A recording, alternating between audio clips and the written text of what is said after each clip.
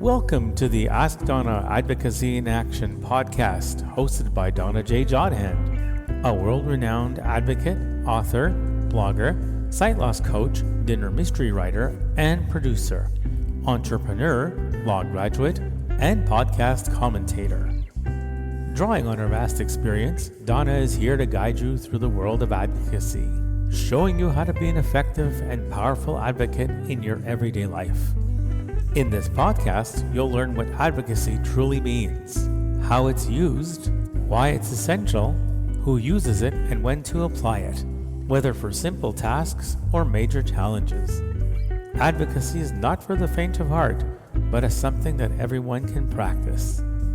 Success comes through persistence, patience, and unwavering commitment. Tune in and discover how to make advocacy part of your daily life.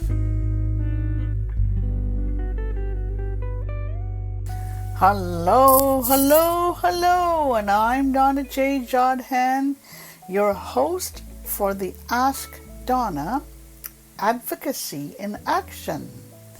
And we're up to the month of July 2025. I hope that everybody is doing well. I hope that you're having a great month thus far. We're into the thick of summer, and I hope everything is going fine. I'd like to thank all of you who have taken the time to come in and listen to me, to read my show notes, to respond to me with your thoughts, your comments, your suggestions, and your feedback. Thank you, everybody.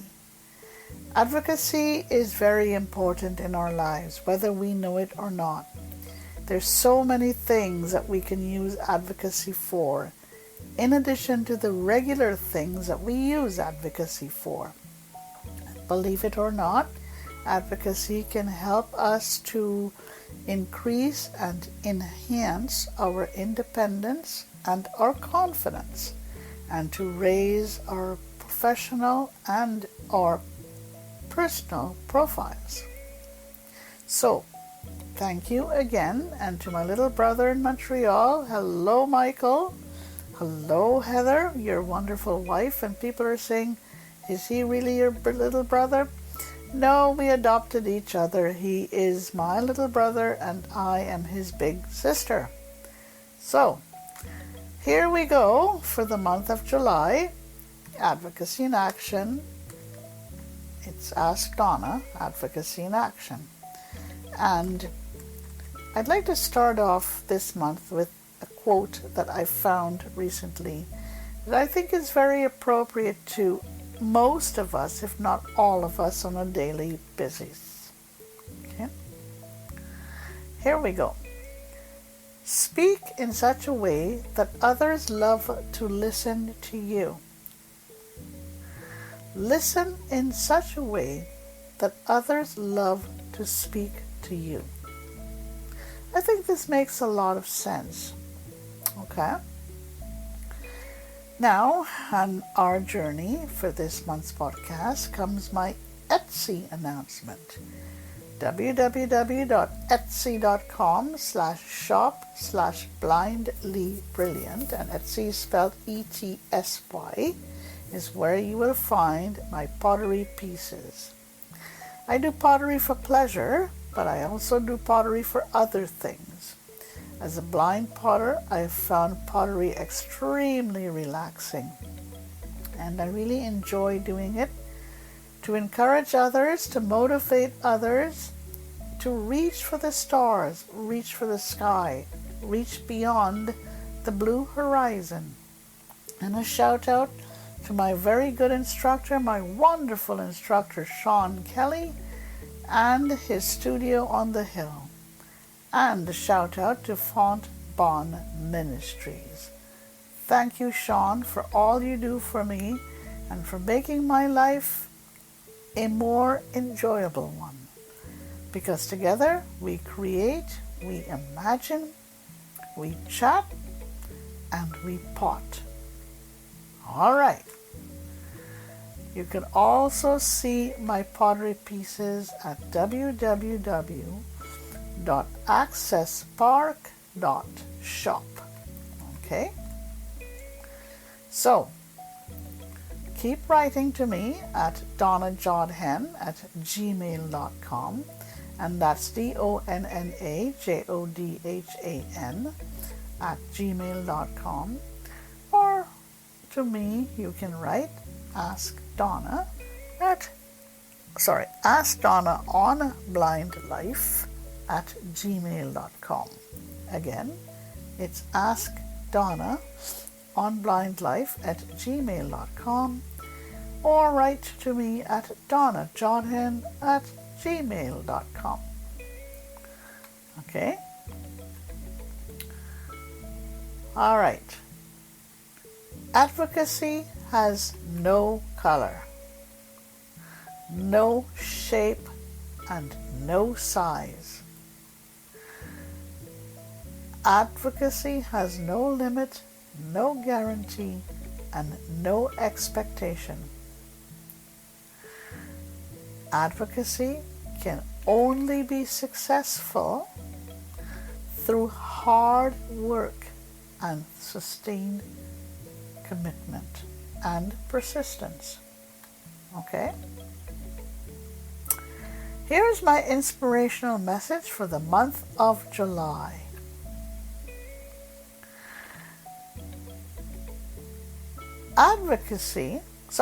July is the heart of summer, a time of warmth, growth, and possibility. Just as the sun shines its brightest, let this month be a reminder to embrace your own life. Okay? Chase your dreams fearlessly. Celebrate your progress and trust that every small step forward is leading you to something greater. The best ones, or the best days, are the ones that you choose to make extraordinary. So go out, shine, and make this July one to remember. What a lovely message. Okay. What is advocacy in action? What really is advocacy all about? As I mentioned to you earlier, advocacy is not for the faint of heart. It is for those who are truly, truly committed, and those who know that advocacy helps to build confidence and independence. And it also helps to raise your personal and professional profiles. Advocacy is where you learn to speak up. You have the confidence to speak up. You have the confidence to speak out about things that you want to speak up and speak up about. Okay? Speaking up and speaking out are two basic steps to advocacy. But you have to have the confidence and the independence to do so. You need to engage. Advocacy is all about engaging with those around you, with those familiar to you, with those far and wide, across the pond, across the border, around the world.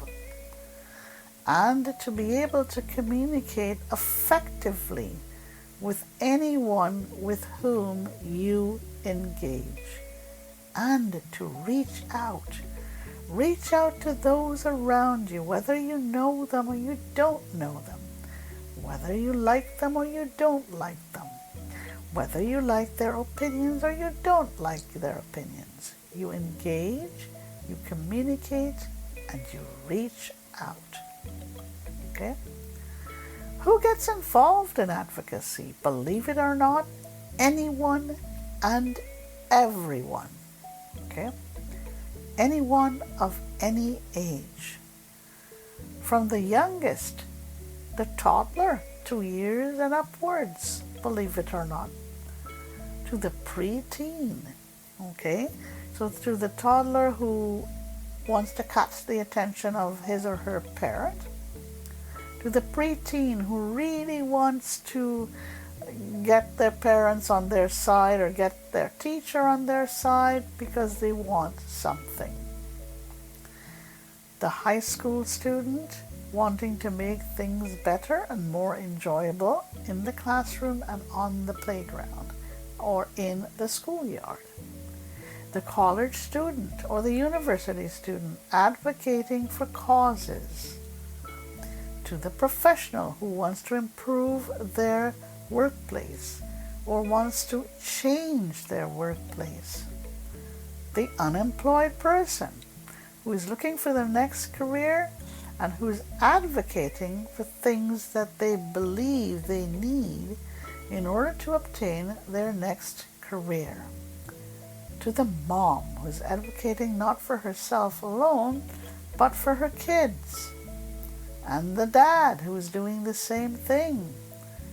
To the single parent who's advocating for her family, her kids, and herself, and her friends. And to the semi-retiree who is getting ready for retirement, but is advocating for services that they want to see included when they become retired, or they want to see changes take place before they retire. And to the retiree, now retired, now looking for things to do, now looking for services to help improve their lives.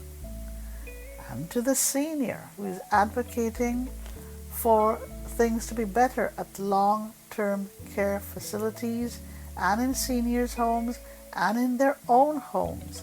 So they're advocating to their families and their friends and anyone else engaged in the healthcare environment.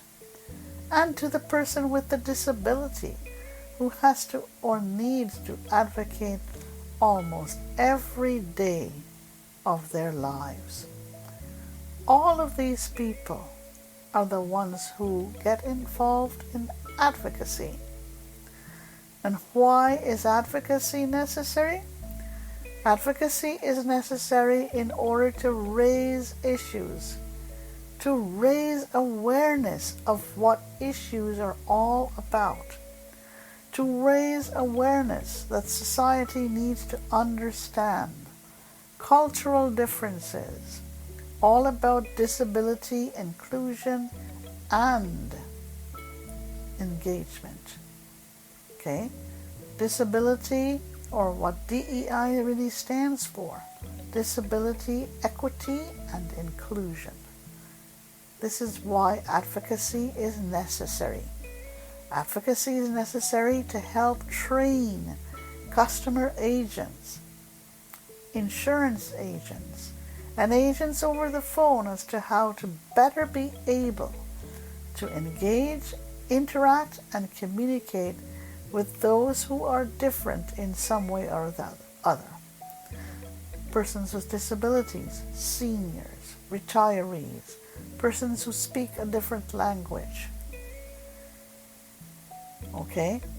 Advocacy is necessary to campaign for causes, to petition for causes, to change an existing situation. Okay? This is what advocacy is all about, to create a new world or to create something new. This is why advocacy is necessary. And how do you get involved in advocacy? You can do it on your own, which I started out by doing, but it's not an easy road. You'll soon learn that when you start it on your own and you realize, oh gosh, I need others to help me out. You do it with others. You do it with groups.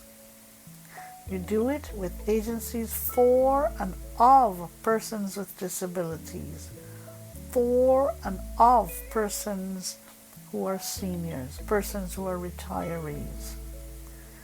You do it on social media through Facebook, Twitter, Instagram, TikTok. You do it on Spotify. You do it through many platforms out there.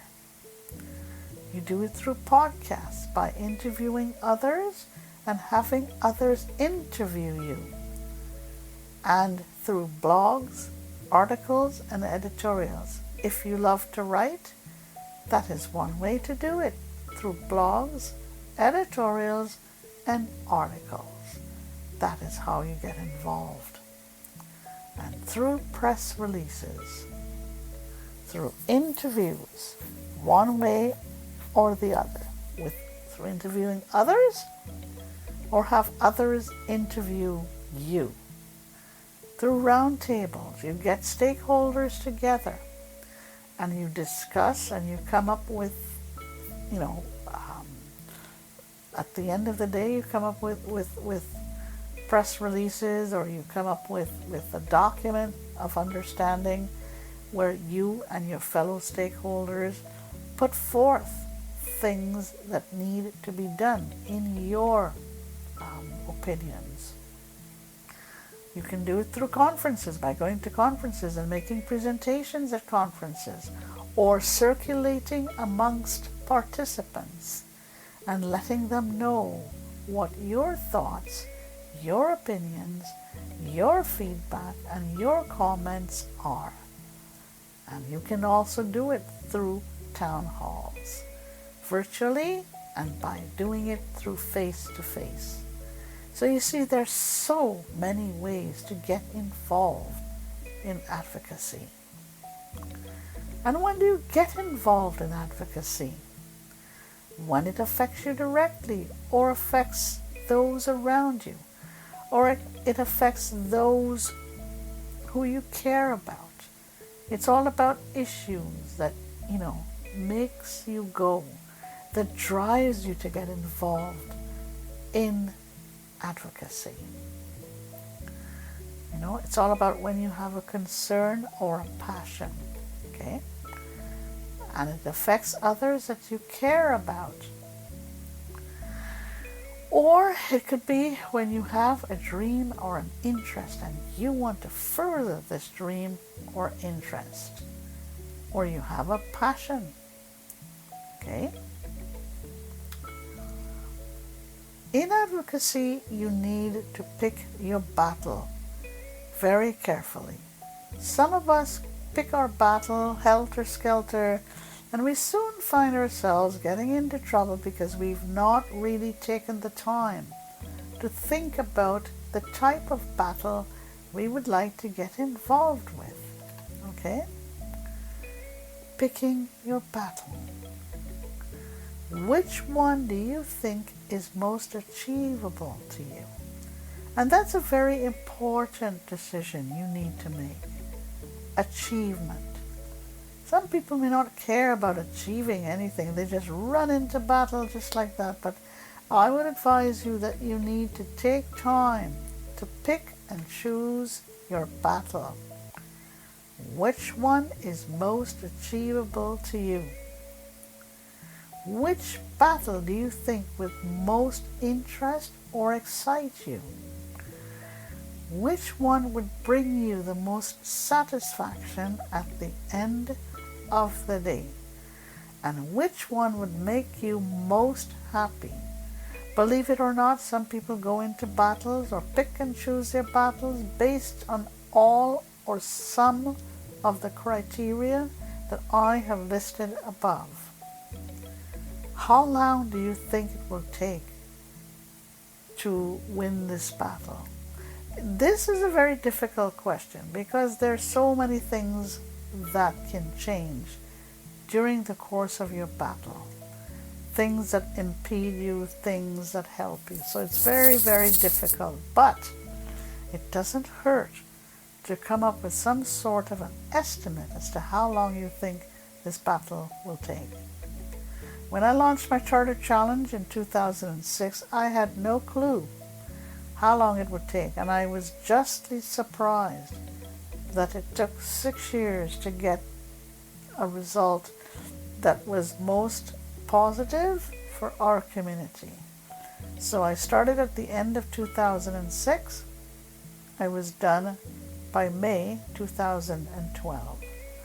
But I consider this to be very fortunate, and I was very lucky. Okay?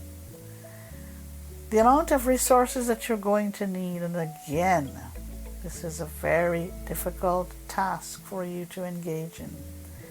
You may know what resources you need based on what you presently have at your disposal. But you got to sit down and estimate how much additional resources are you going to need. Not, like the external resources you're going to need. Human resources, financial resources, technical resources. All of these things you got to think about. Okay? Then you got to plan your strategy. Very, very important. I don't advise anyone to go into full-scale advocacy unless they have planned or come up with a plan for a strategy. You've got to do your research, which is one of the main building blocks to success when you engage in advocacy. Who do you contact to start with?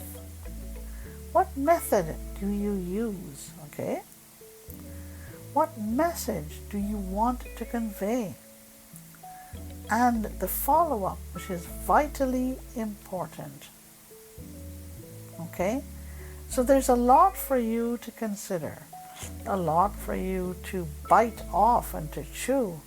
But my advice to you is chew just a bit at a time. Don't try and bite off too much. One little bit at a time. One building block at a time. Okay? Now I'm going to say or get involved in a word game. I've chosen 2 sets of words which, on a daily basis, advocates or even any of us often consider when we think of what we want to do, how we want to do it, why we want to do it. Okay? All right. Think of this. Lead or follow. Would you like to be a leader? And if so, how do you become a leader? And what resources do you have in order to become a leader? Or do you think it's better for you to follow it? It's easier for you to follow the example of others. Lead or follow. And advocacy is something where you can do both. You can lead, you can follow. When you lead, you put yourself out there, you expose yourself to being, I call it beaten up or being challenged professionally and personally, as I was when I launched my Charter Challenge. I chose to lead, but I chose to do so based on the fact that I knew I had others standing behind me, supporting me, assisting me, and walking with me. If you choose to follow, there's nothing wrong with that. But make sure you follow the path that best suits you. Make sure that you follow the person who has or shares the same opinions as you do, and the same desires, and the same sort of commitment that you do. Don't follow someone for the sake of just following.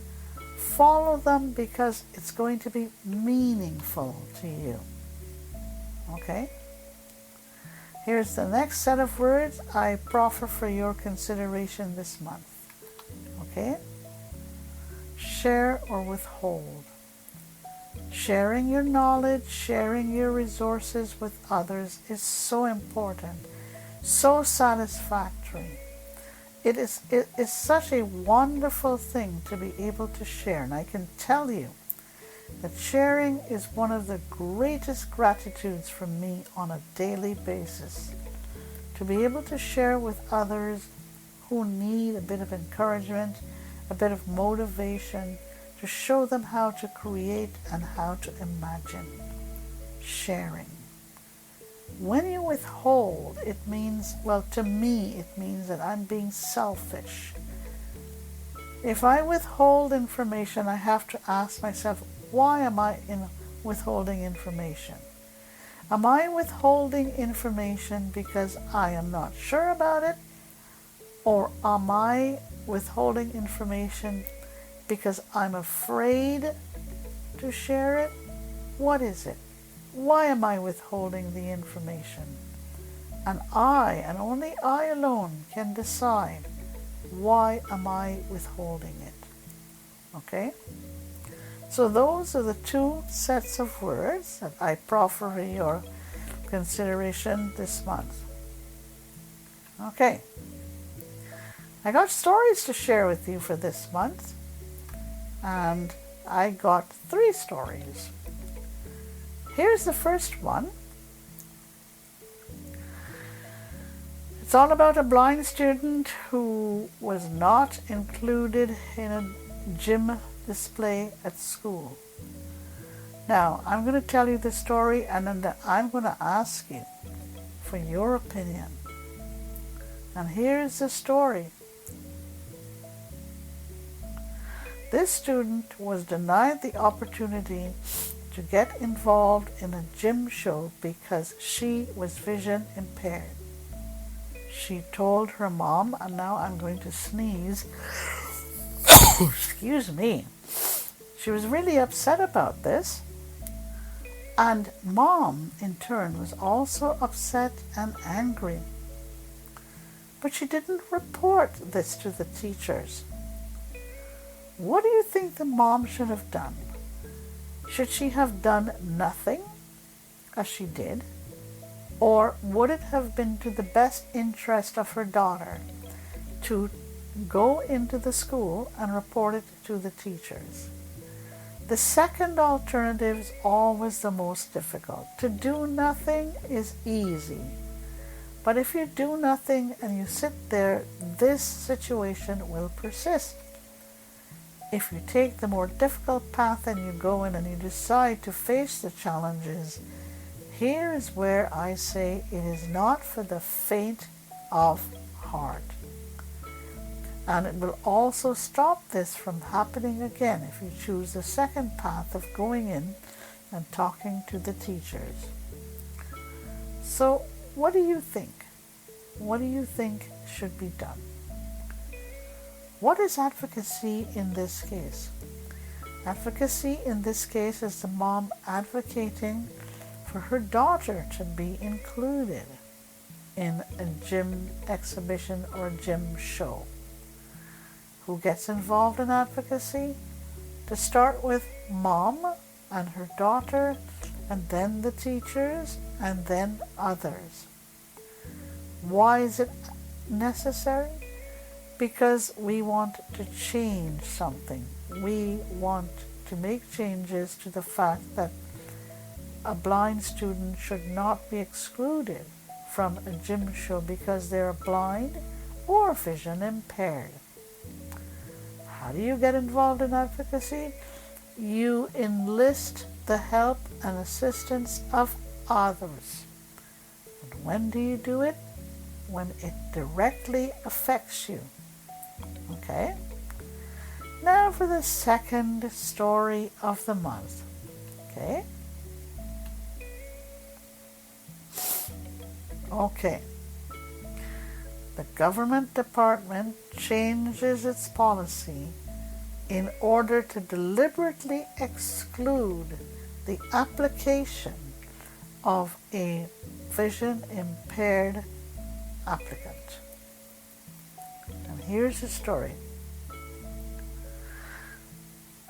The department in question deliberately did not want to incur any costs for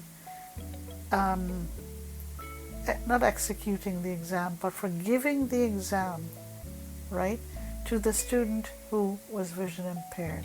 I can't seem to find the right word right now, but they did not want to incur any cost for giving the exam to the student who was vision impaired.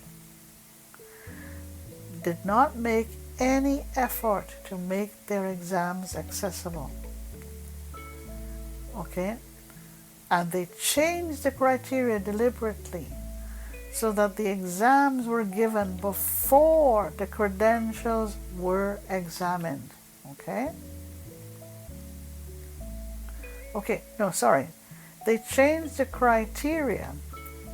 Okay? After the changed the criteria so that the credentials of this student were examined after the submission. And they treated this applicant like an overseas applicant. Okay? This was not right. And in it all, a staff member was extremely rude, saying to the blind or vision impaired applicant that they would never ever be able to work at this department. What did the complainant do? Of course, the complainant was extremely upset. The complainant took this department to the Canadian Human Rights Commission. And after about 2 years or so, it was sort of satisfactorily not agreed upon, but it was, I'm missing my words today, it was sort of, a decision was made. But it was not a decision that sat very well with the applicant. And why?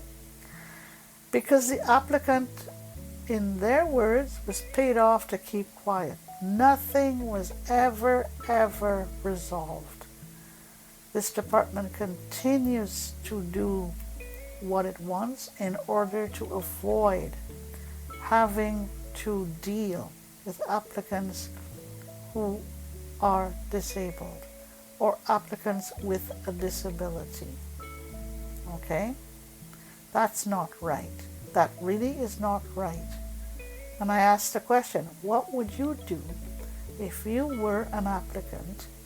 You went to this department, you really felt that you had the ability to work at this department, you wanted to apply for a public service job, but you were told that they could not administer the exam to you because it would cost too much. They didn't know how to do it, and they changed the criteria for the submission of your application. What would you do?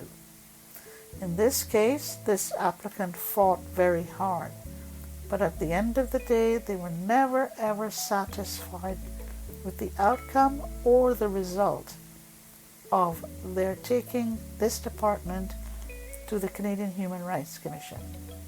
Nothing was resolved. Yeah, they got money in their pockets, but basically they felt that they got money to be quiet. What is advocacy? Advocacy here is based on an applicant who wants something changed, who wants to create something new, a new policy.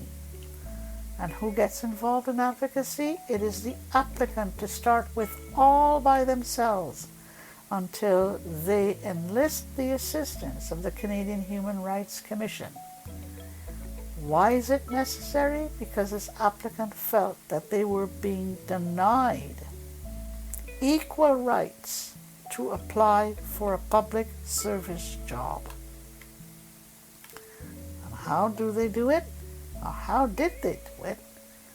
They did it first on their own, and then they decided to enlist the assistance of others. And when do you get involved in advocacy? And in this case, when something didn't feel right. All right. Let's move now to the third story of the month that I have chosen for you. Here we go. A procurement system within the government that is unusable, inaccessible, and thus makes it very difficult for someone who doesn't understand the language or the process, the online process of this procurement system, to apply for contracts. Okay? This particular applicant sent emails to the info hub, wrote several emails, and stated that they would escalate if there was no response. There was a phone call that was held, believe it or not, and other departments were totally unaware of difficulty with this procurement system. Okay? It was very, very difficult. And still today, the applicant tells me that there is no resolution. And why? Because departments are refusing to entertain change, to understand why change is necessary, to understand that there should be a joint effort between departments and independent testers and independent advisors and consultants when it comes to making something or a process usable and accessible. This is what it's all about. What is advocacy? Advocacy is when change is necessary. And who gets involved? It all starts with the person who is directly affected, and in this case, the person who wanted to submit, make a submission through the procurement process to submit for a contract and could not do it. Why is it necessary? Because there were blocks, roadblocks. How do you get involved? Through emails to start with, then a phone call, and then up the ladder. Not very easy. And when do you do it? When it affects you. Okay? Those are my 3 stories for the month. I may not have been forthcoming with all of the details, but you want to know more, write to me at donnajodhan@gmail.com or ask Donna on blindlife@gmail.com. Okay? Write to me. I'm going to end my podcast with a bit of this and a bit of that from Donna Monthly's Diary. What I learned for this month.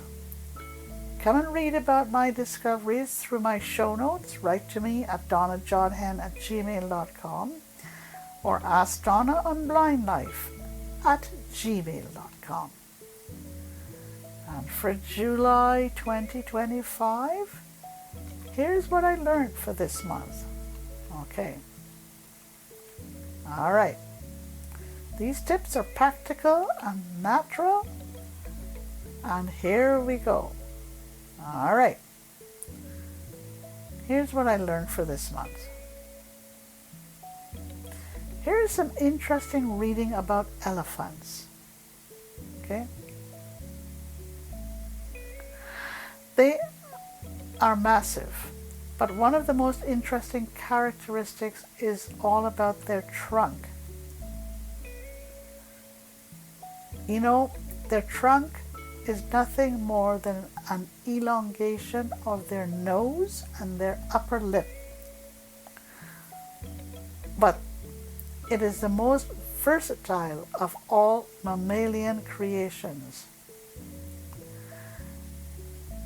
Believe it or not, the trunk is composed of over 150,000 muscles.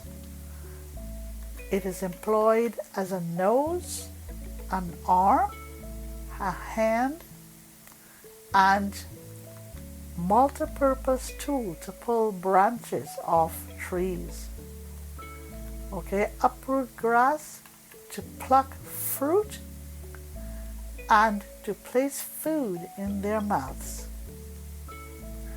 You know, the trunk is also used for smelling, trumpeting, drinking, and greeting.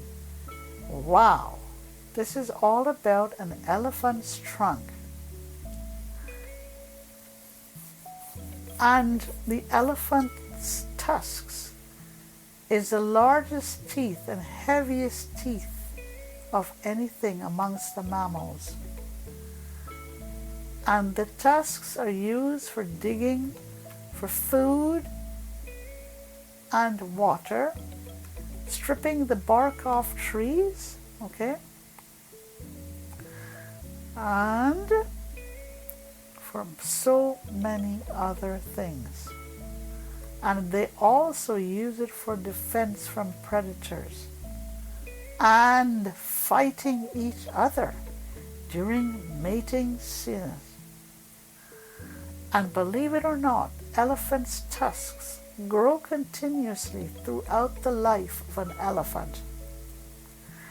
And they can grow as long as 10 feet, believe it or not, and weigh as much as 150 pounds. Wow! 150 pounds in weight and 10 feet in length. Okay, number 2. A tip on saving water when doing your laundry. When you have done your laundry, it is always best to turn off the taps. If you don't do this, you will waste a lot of water between laundry sessions. Okay? Number 3. Some tips about your weight. All right.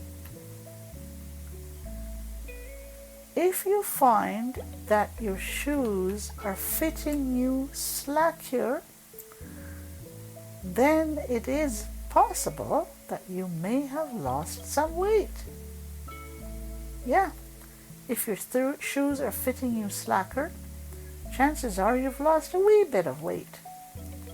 Number 4, about having airplane mode on. All about having airplane mode on. Best to have airplane mode on while staying at a hotel. In this way, you ensure that you do not incur additional Wi-Fi charges. Yep, indeed, indeed, indeed. Number 5, all about aspirin. You know, you can take aspirin to help you settle an upset or nauseous tummy. Okay? Number 6, all about eggshells. You can grind up eggshells to make fertilizer for your plants and feed them to your hens to help produce healthy eggs and chicks. Yeah, believe it or not. Number 7, about coffee grinds. You can use coffee grinds to help you fertilize your garden beds. Yeah. Number 8, about the deer, and that's D-E-E-R.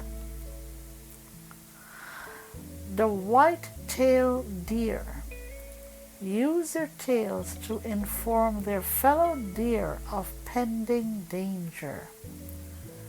They swish their tails in the air. Wow.